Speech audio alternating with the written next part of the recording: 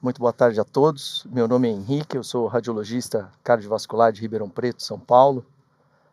Eu estou aqui acompanhado de dois grandes amigos, dois excelentes profissionais também da área de imagem cardíaca, a doutora Luciana de Pádua Silva Batista, aqui de São Paulo, e o Danilo Vada, de Ribeirão Preto também. É um prazer a gente dar início, então, à nossa sessão de temas livres da imagem cardiovascular na JPR 2025. Então, quero passar a palavra para a doutora Luciana, para ela fazer a apresentação do primeiro tema livre. Obrigada, Henrique. Boa tarde a todos. Nós gostaríamos de chamar agora, para fazer a apresentação do primeiro trabalho, nessa sessão de cardiovascular, a doutora Júlia Ferraz. A doutora Júlia Ferraz, ela é da Unesp, Faculdade de Medicina de Botucatu, São Paulo, Brasil, e ela vai apresentar o tema Correlação entre ressonância magnética, elastografia e ultrassonografia Doppler na avaliação de placas carotídeas, um estudo de acurácia diagnóstica. Doutora Júlia, fica. Boa tarde, meu nome é Júlia Ferraz, eu sou residente do terceiro ano em Radiologia da Unesp, e meu trabalho ele é uma correlação entre ressonância magnética, elastografia e ultrassonografia Doppler na avaliação de placas carotídeas, um estudo de acurácia diagnóstica. Essa apresentação ela não possui conflitos de interesses.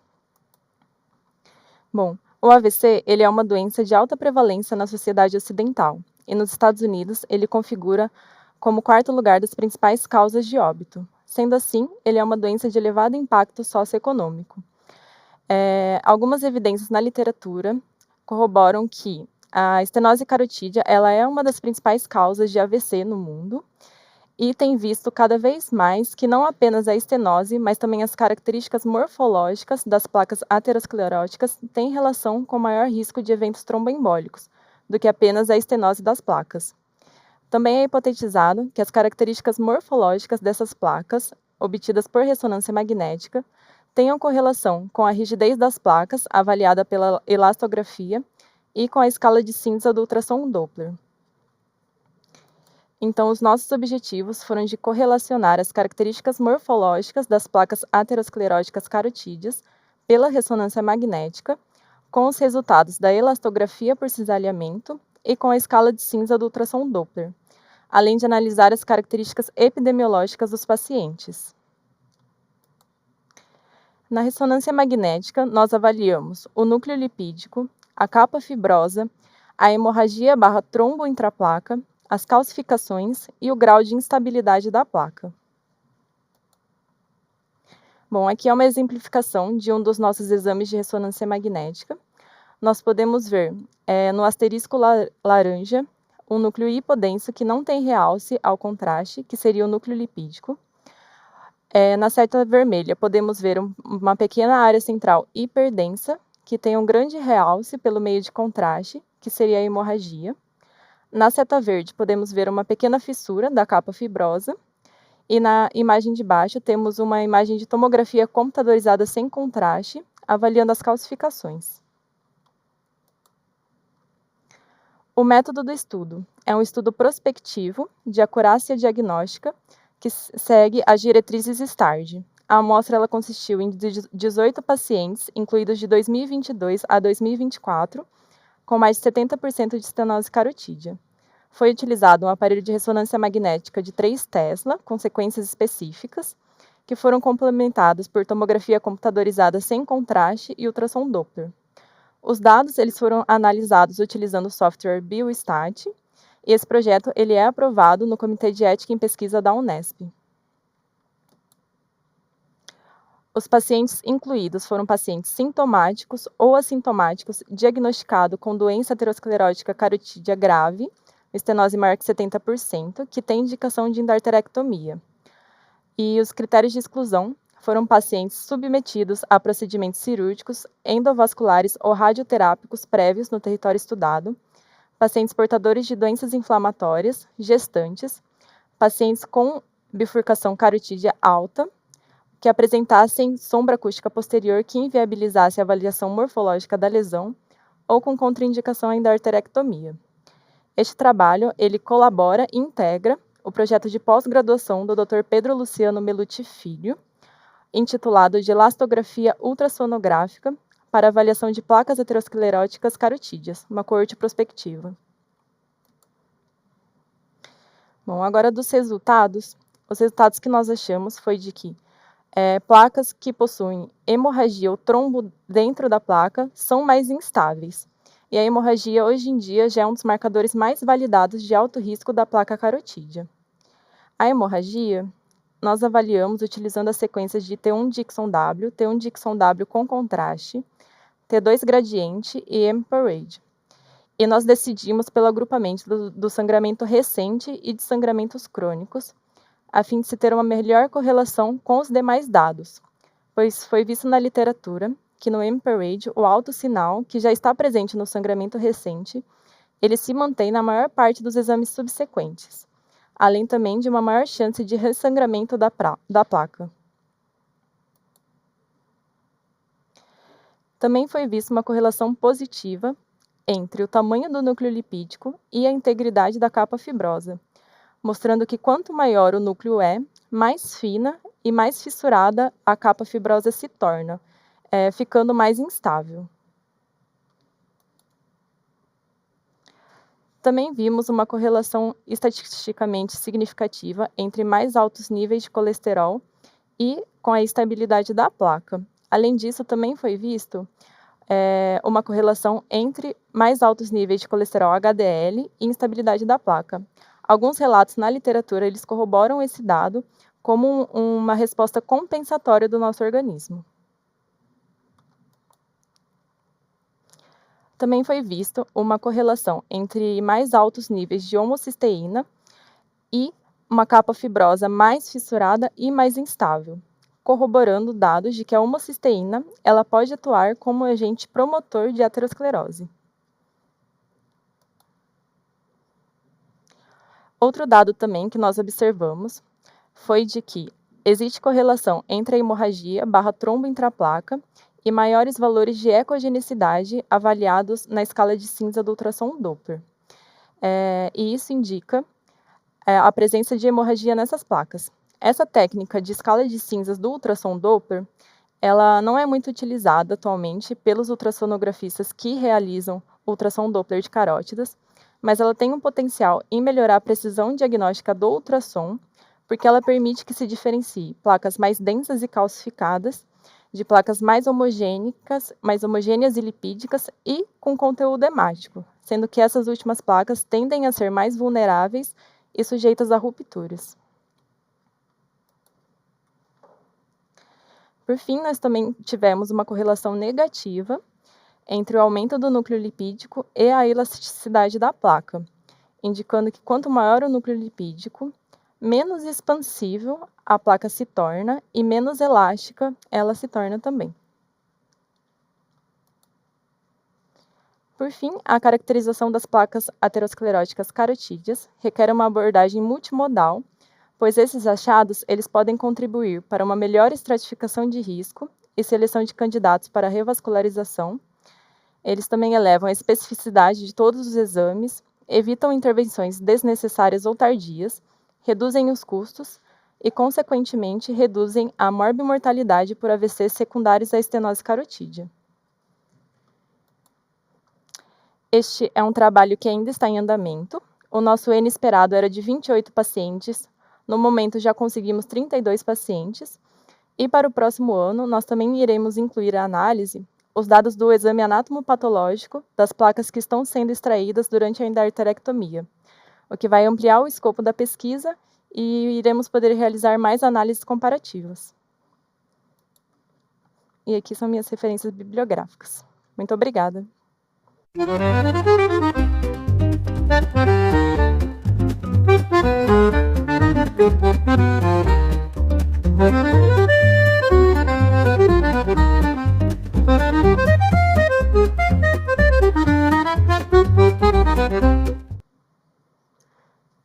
Parabéns, doutora Júlia, pela apresentação. Realmente um trabalho muito interessante. Essa comparação entre o ultrassom e a ressonância com o emprego da elastografia também.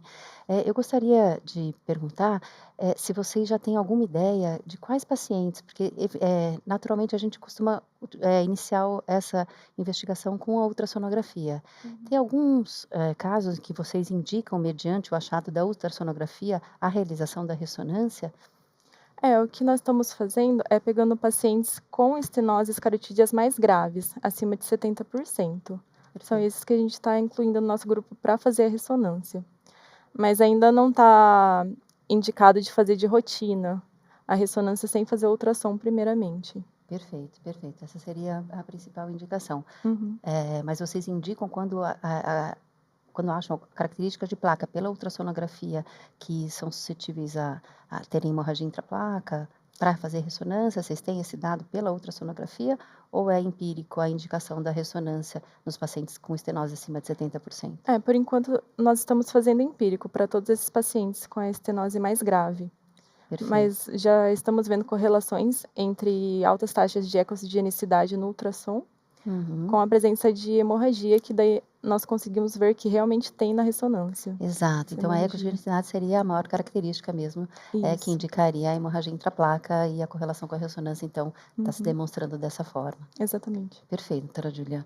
Obrigada. Doutor Henrique, doutor Danilo, alguma colocação? Eu achei interessante o fato de vocês, no final, terem voltado para o ultrassom, né? E de que o grayscale ali, pelo menos, ele é mais importante. É fácil, prático, esse índice de grayscale? Como é que você vê isso no uso? Que a ressonância é sempre mais difícil, né? Indicar uma ressonância. Quem fez essa parte do ultrassom foi o Dr. Pedro Luciano, que é a pós-graduação dele. Sim. Aí, quem está fazendo essa parte do ultrassom é ele. Aí eu não teria muitos dados para poder te falar sobre isso. Exatamente. Interessante, voltar para o método mais básico, né? Ali, ser resolutivo com ele. Muito interessante. Parabéns pelo trabalho. Obrigada. E eu só não entendi, você colocou HDL com relação ao colesterol, né?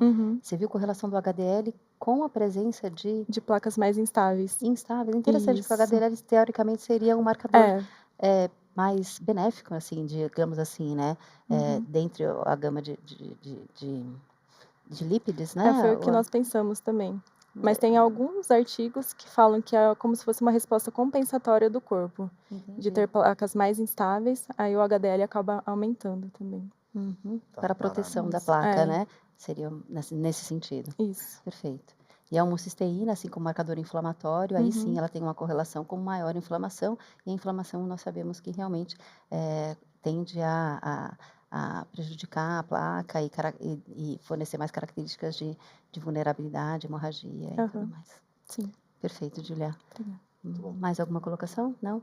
Agradecemos a apresentação, parabéns novamente Muito pelo obrigada. trabalho, muito rico. Esperamos vocês o ano que vem aqui para apresentar os achados anatomatológicos e o trabalho completo, então. Sim, pode deixar. Será um prazer. Muito obrigada.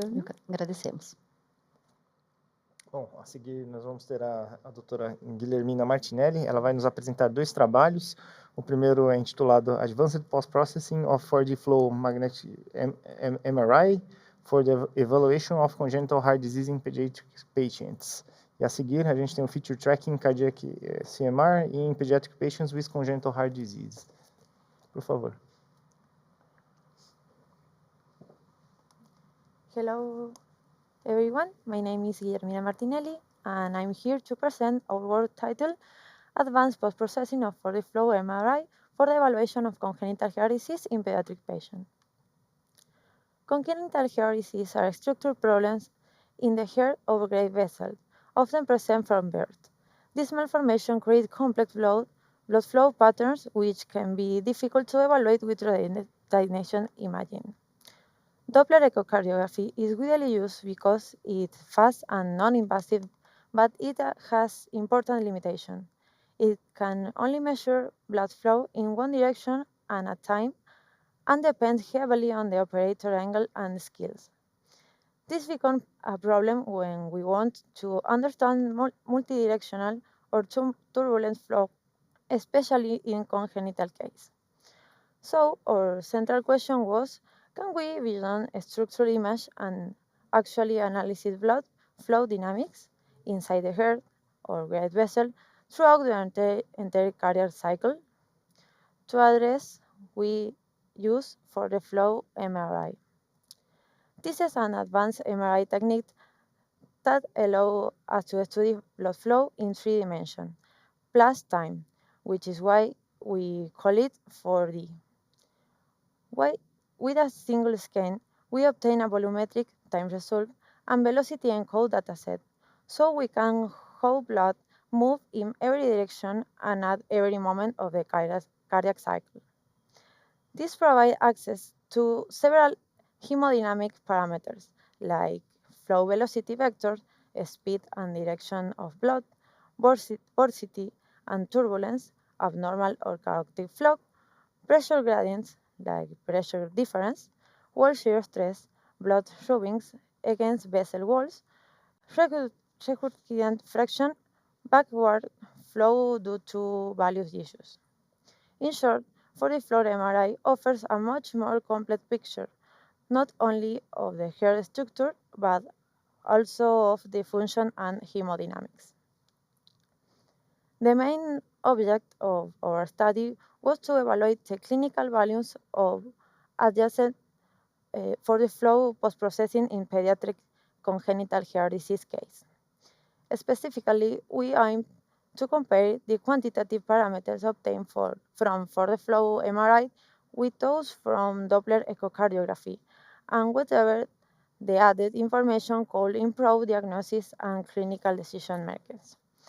As we like to say in our team, it's not just an image, it's a hemodynamic mapping.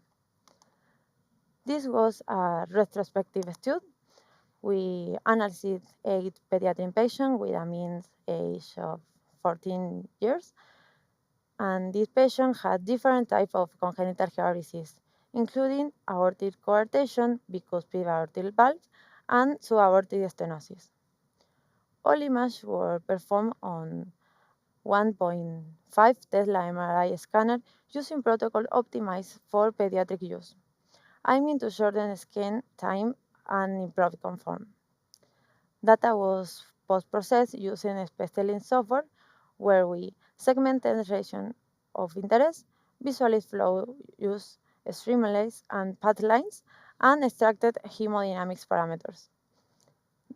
The images were reviewed independently by a pediatric cardiologist and radiologist.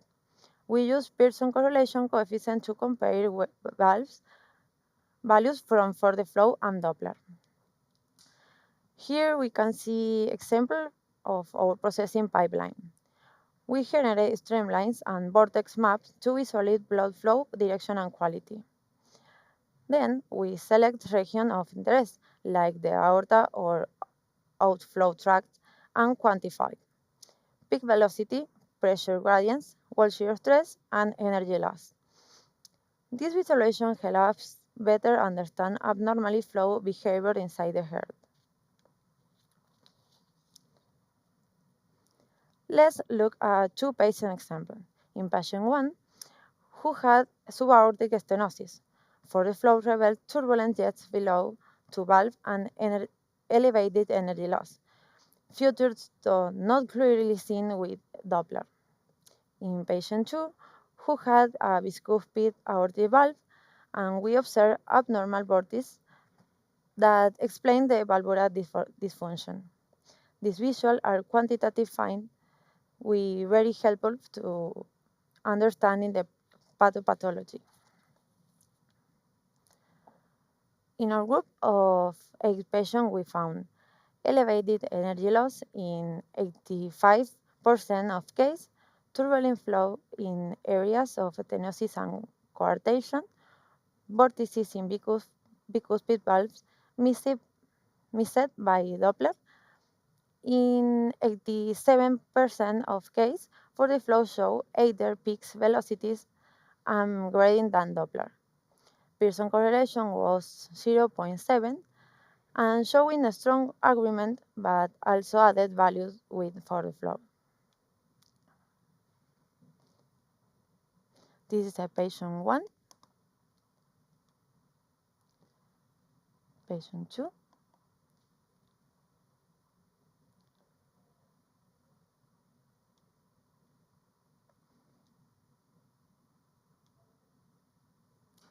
Okay, these results show that 40-fluoro MRIs allow us to visualize complex flow patterns, like jets and vortices beyond that Doppler can provide. It also offers accurate quantitative data, which is accessible for follow-up and surgical planning. Importantly, radiologists play a key role in interpreting this data and integrating it into clinical decisions. To summarize, for flow MRI improves diagnostic accuracy in pediatric congenital heart disease. It provides comprehensive hemodynamic analysis, show a strong correlation with Doppler, but also add new insight, and it should be considered as a value tool in routine cardiac assessments.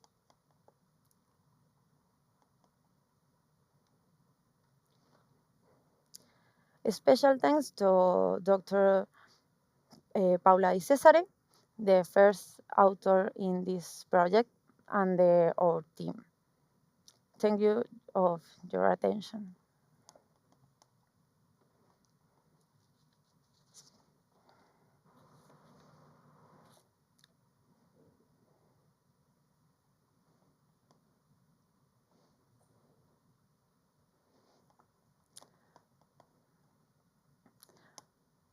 Buenos días a todos, mi nombre es Guillermina Martinelli y quiero compartir con ustedes nuestro trabajo titulado Análisis mediante Feature Tracking en imágenes de resonancia magnética cardíaca para cardiología congénita en pacientes pediátricos. Nuestro trabajo no presenta conflictos de interés. Bien, como sabemos, las cardiopatías congénitas son malformaciones que se presentan al momento del nacer. Pueden significar un defecto estructural como uno funcional. Nosotros vamos a basar nuestro trabajo en una cardiopatía congénita en particular llamada tetralogía de Fallot, que es una de las más comunes dentro de las cardiopatías congénitas. Estas se caracteriza por poseer 4 defectos simultáneos, que es la comunicación interventricular, el cabalgamiento aórtico, la estenosis pulmonar y que el ventrículo derecho posee una hipertrofia. Esta es la principal causa por la que nosotros vamos a estudiar este defecto. Nosotros, para evaluar a estos pacientes, elegimos la resonancia magnética cardíaca por presentar una alta resolución espacial, además de ser no invasiva, por lo tanto resulta ventajoso para estudiar pacientes pediátricos. Junto con ello, decidimos usar una técnica avanzada llamada feature tracking. Feature tracking es una técnica que nosotros vamos a usar para evaluar cómo se deforma el músculo cardíaco en las diferentes direcciones de estas fibras a lo largo de todo el ciclo cardíaco. La manera de hacerlo es segmentar primero el miocardio en sus paredes, o sea, en el endocardio y en el epicardio. Luego va a traquear o seguir las variaciones de los píxeles a lo largo de todo el ciclo cardíaco en cada corte que se haga. Luego va a hacer un cálculo del desplazamiento. A partir de eso va a calcular una velocidad y con las características del tejido, que es el miocardio, vamos a calcular una deformación de este, o sea, un strain. El equipamiento que usamos es un resonador magnético de 1.5 Tesla y para la recepción de la señal usamos una bobina de 16 canales llamada Anterior Abdomen Coil. Nosotros usamos un protocolo estándar de resonancia magnética cardíaca pediátrica, por lo tanto no necesitamos otras secuencias de adquisición porque en los cortes que usamos van a ser de eje corto, eje largo y 4 cámaras pertenecientes a una secuencia cine. En nuestro estudio fue retrospectivo y estudiamos 21 pacientes pediátricos con tetralogía de Fallot y con tetralogía de Fallot reparada, es decir, ya han pasado por un proceso quirúrgico. Este es el software que nosotros usamos para el análisis. Como podemos ver, tuvimos que segmentar las paredes miocárdicas, tanto del ventrículo izquierdo como del ventrículo derecho, y marcar ciertos puntos de interés, como es el inicio de las válvulas y el principio del ápex. Esto lo hicimos slice by slice y para cada corte de estos, del eje corto, del eje largo y del 4 cámaras. Ahí podemos ver las curvas de deformación. Y aparte de calcular el strain, nosotros pudimos usar el módulo que nos calcula ciertos parámetros de funcionalidad cardíaca, como es el cálculo del volumen telesistólico, el telediastólico y la fracción de eyección. Eso se realizó de manera automática y también de cierta manera manual con herramientas que ya poseía el software. Entre los resultados que encontramos fue hacer una comparación por Pearson con los resultados que nosotros obtuvimos en los cálculos de la funcionalidad cardíaca y cálculos que ya teníamos que había realizado el cardiólogo, que había puesto en sus informes de estos parámetros.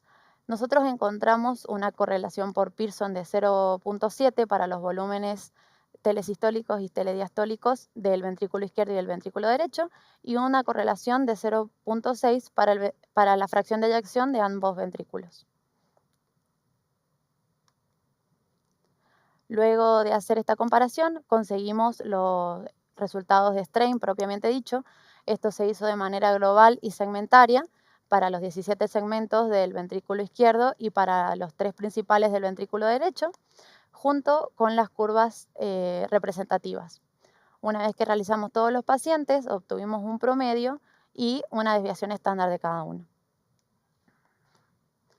Además, hicimos una comparación entre todos estos valores obtenidos, es decir, de todos los strain globales que obtuvimos en el ventrículo izquierdo y en el ventrículo derecho. Para el ventrículo izquierdo obtuvimos valores de longitudinal, radial y circunferencial, y en el derecho solo longitudinal. Como podemos ver en la gráfica, es un comportamiento totalmente caótico. Bien, como conclusión podemos decir que la correlación fue de 0.7 para el valor telesistólico y telediastólico en ambos ventrículos y de 0.6 para ambos ventrículos en la fracción de eyección. Esto nos garantiza que nuestro método es reproducible. Luego pudimos cuantificar cómo es que se forma el miocardio a lo largo del ciclo cardíaco en las diferentes direcciones de deformación, longitudinal, radial y circunferencial para el ventrículo izquierdo y longitudinal para el ventrículo derecho. Además, como dije, el miocardio mostró un comportamiento heterogéneo y anisotrópico, lo que quiere decir que cada vez que nosotros requiramos un análisis de deformación miocárdica, vamos a tener que analizar todas las direcciones de deformación porque no tiene relación una dirección con otra, ni en un ventrículo con otro. Bueno, muchas gracias a todo el equipo.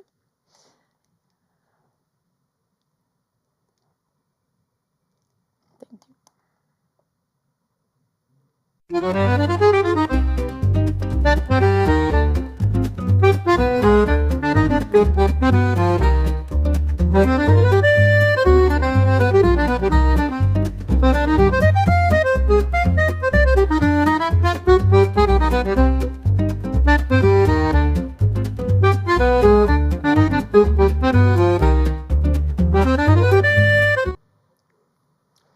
bom.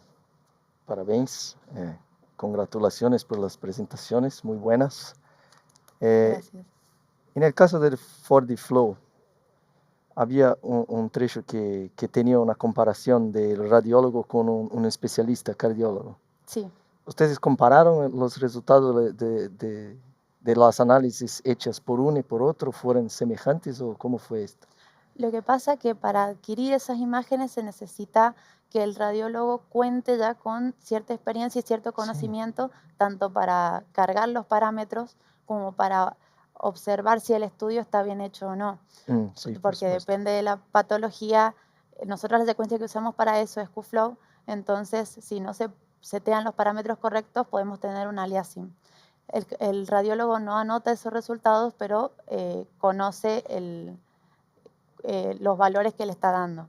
Ahora el cardiólogo sí ya tiene un informe ya redactado sobre eso. ¿Y cuántas adquisiciones hicieron así? ¿Una sola adquisición de 4D Flow? Hacemos una sola adquisición, sí.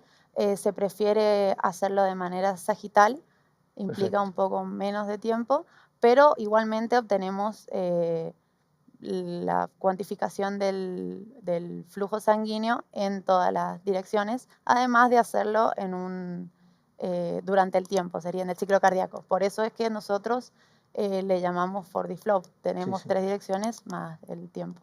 ¿Cuál es el tiempo de adquisición en general? Eh, ¿Te recuerdas? a ver. Que me parece que 4D Flow siempre tiene un problema con el tiempo. Sí, con es largo, 4, demora. 5, 6 demora. minutos, alguna cosa así. Sí, 7 minutos, 6 minutos. ¿Algo más? Da idade, eu acho que vale a pena comentar, né? Percebemos también que la edad es más, son niños más grandes, ¿no? No Sí, tan pequeñitos. el promedio que tuvimos fue de 14 14 años. años. Igualmente hubo una baja en el nivel del voxel, obviamente, porque en adultos estamos trabajando con voxel de 2.5 y ya a 14 años ya pudimos bajarlo a 2. Bueno. Y la confianza de ustedes en las medidas, porque con el flujo 2D hacemos una medida, a veces se hace una otra, se cambian algunos parámetros. Y con 4D Flow, ¿cómo fue acostumbrarse con una medida única Sí, de un volumen? De un volumen, sí. ¿Fue buena? Que están...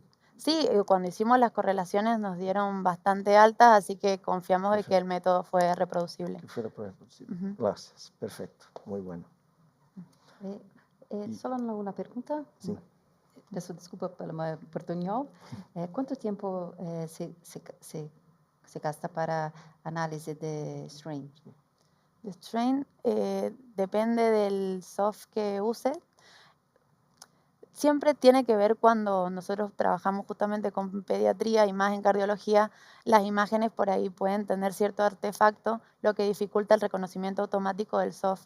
En ese caso nosotros tenemos que hacer varios arreglos manuales, lo cual demora un poco más el análisis, digamos, pero una vez que nosotros ya lo tenemos, el cálculo es automático. Lo que demora es un poco segmentar todos los valores, porque es cada corte, o sea, en cada... para el eje corto, el eje largo y el 4 cámaras, dentro de eso es para cada corte. Igual lo que nos sirvió fue tener en cuenta más que nada los cortes más centrales, porque no intervienen otras estructuras. Entonces podemos delimitar bien lo que es endocardio y de epicardio, más que nada del epicardio, que por ahí se nos puede interferir, pero nos basamos más que nada en eso y no gastamos tanto tiempo en segmentar los extremos de toda la secuencia. Perfeito. Está usando para uso clínico ou solo para pesquisa? ¿Cómo? Perdón. Para uso dia a dia, para uso clínico, decisión para clínica. decisión clínica? Estamos implementando usando- decisiones clínicas, sí. Sí, Com sí, el sí. strain. Con el strain, sí. Para tetralogia de Fallot. Yes. Solo para falou. Por ahora estamos ahora. solo con Fallot, pero tenemos intención de aplicarlo a otro tipo de cardiología patológica. Y el strain longitudinal para Fallot fue hecho en el 4 cámaras. O Claro, combinación de los dos. fue combinación de los dos para el ventrículo izquierdo. Izquierdo, sí, para Sí. el derecho. Claro, y para el derecho fue solo en el 4 Solo cámaras. 4 cámaras. Sí, sí, sí. Sí, Perfecto. porque no tenemos otra manera Sí, de una medirlo en otra- el radial una ni otra. en circunferencial. Perfecto. Pero no usaron un eje largo de cámaras derechas, ¿no? Solo 4 cámaras. Solo 4 cámaras. Últimamente estamos haciendo secuencias de eje largo de ventrículo derecho, pero el soft que estábamos usando no nos reconocía sí, bien perfecto. la problema de segmentación en ese corte. Muy bueno, Muito trabalho. muy bueno. Parabéns. Parabéns. Obrigada. Muito bem, então nós vamos para o nosso último tema livre agora da nossa sessão. O apresentador do trabalho é a doutora Lara Caroline Peixoto Kish, é do Hospital Albert Einstein aqui de São Paulo. E o tema é necrose da gordura epipericárdica, características clínicas e radiológicas de uma condição subdiagnosticada. Lara, por favor.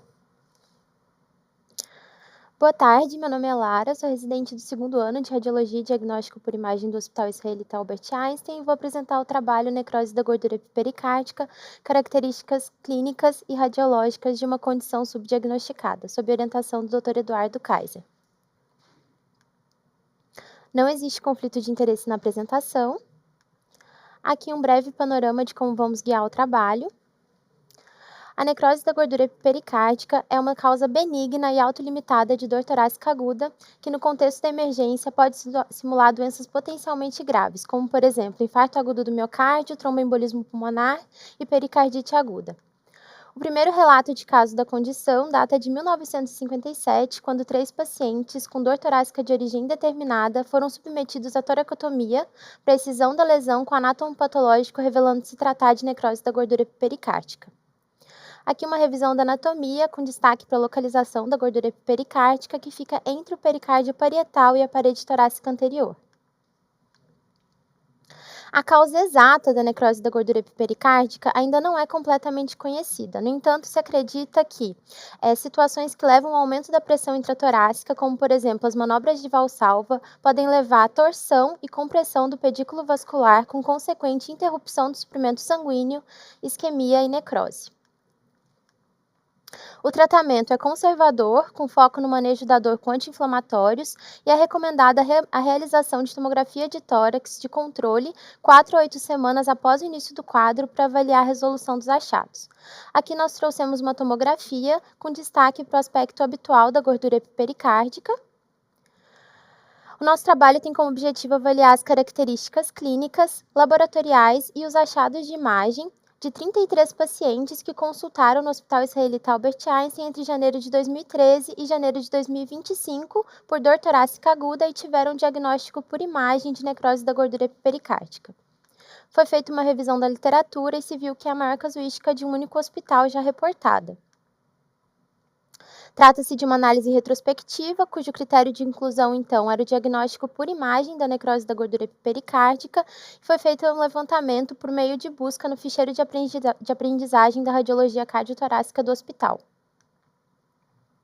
Dentre os resultados, a queixa unânime entre os pacientes era dor torácica no hemitórax ipsilateral da necrose. Houve uma discreta prevalência entre o sexo masculino, a idade média era de 42 anos, em pacientes previamente rígidos, e o MC variou predominantemente entre o peso adequado e sobrepeso.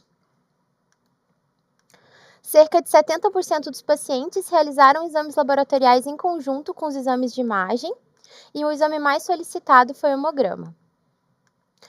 Quanto ao resultado dos exames, o leucograma e o dedímero permaneceram dentro dos valores de referência na maioria dos pacientes, ao passo que os marcadores inflamatórios, como PCR e VHS, ficaram elevados na maioria dos pacientes, reforçando a natureza inflamatória do processo.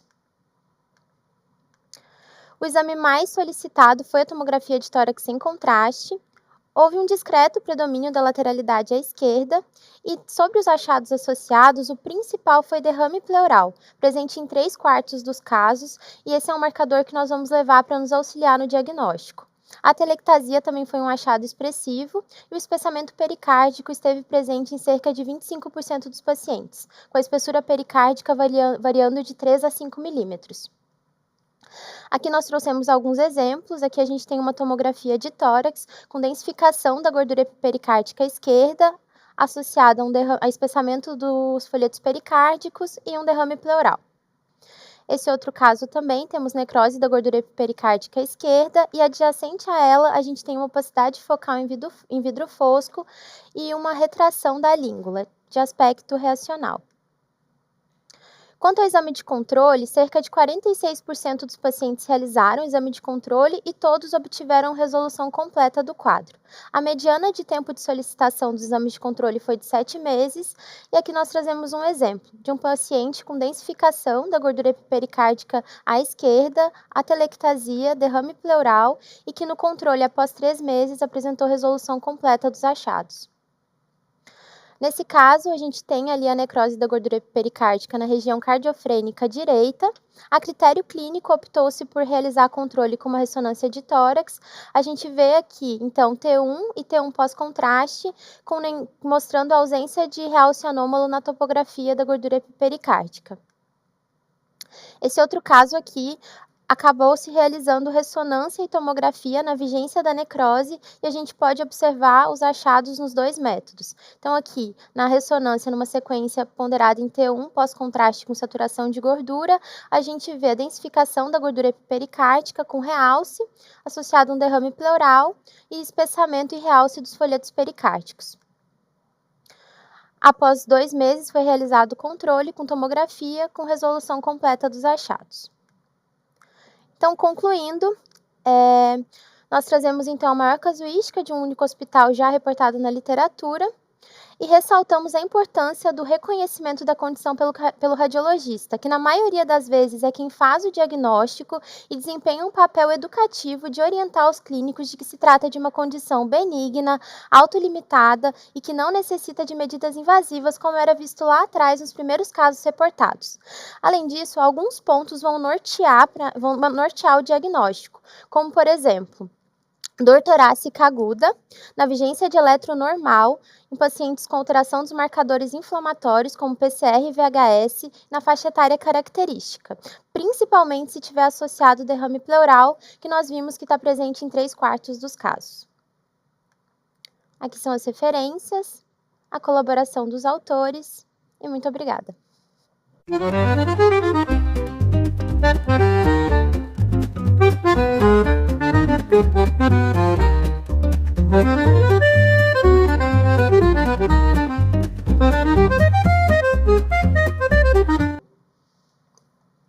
bem.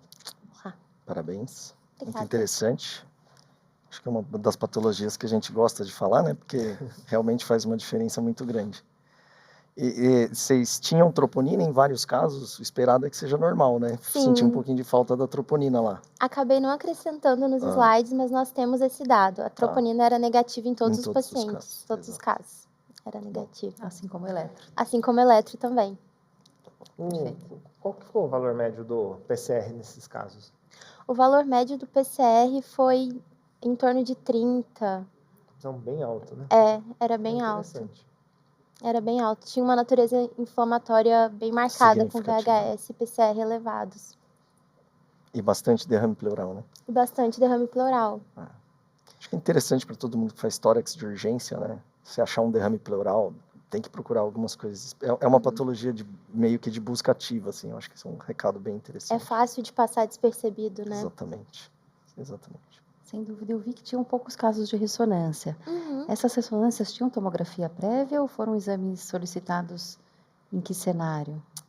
Então, doutora, As ressonâncias foram a critério clínico, né? Teve aquele caso que eu mostrei que tinha tanto tomografia como ressonância, acabou que o diagnóstico partiu da ressonância e depois se realizou Análise retrospectiva. a tomografia. E aí Uhum. estava, né, com o quadro. E no outro que o controle foi feito por ressonância, não é o recomendado pela literatura, mas foi a critério clínico, né? Até o tempo de exame de controle, a gente viu que teve uma discrepância com o que é o recomendado, que é de 4 a 8 semanas depois para avaliar a resolução. A média foi de 7 meses, porque foi critério clínico o pedido, né? Perfeito. Obrigada. Muito bem. Tudo bem? Muito bom. Obrigado, Lara, de novo. Obrigada. Parabéns pelo trabalho. Agradecer a todos os participantes, apresentadores, trabalhos excelentes. Agradecer a Luciana e o Danilo. Obrigado por moderarem a sessão comigo. E boa jornada a todos. Obrigada, Henrique. Boa jornada a todos. Até mais, pessoal.